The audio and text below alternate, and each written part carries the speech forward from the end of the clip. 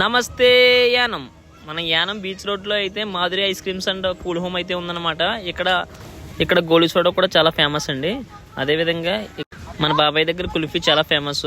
ఇది exact location Godavari Pushkar ghat దగ్గర elephant statues ఆపోజిట్లో హనుమాన్ స్టాట్యూ ఉంటుందన్నమాట. హనుమాన్ స్టాట్యూ వెనకాలే ఈ మాధురి ఐస్ క్రీమ్స్ ఉంటుంది.